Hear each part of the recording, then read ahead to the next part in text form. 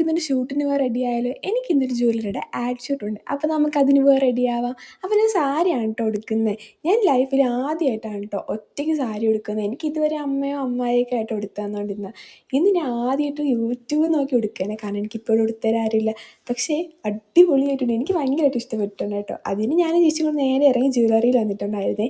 അത്യാവശ്യം കുറച്ച് ടെൻഷനും കാര്യങ്ങളൊക്കെ ഉണ്ടെങ്കിലും ഇവിടുത്തെ സ്റ്റാഫൊക്കെ നല്ല ഫ്രണ്ട്ലി ആയിട്ടായിട്ട് ബിഹേവ് ചെയ്തത്. അതുകൊണ്ട് തന്നെ ആ ഒരു ടെൻഷനൊക്കെ അങ്ങ് മാറി കിട്ടി.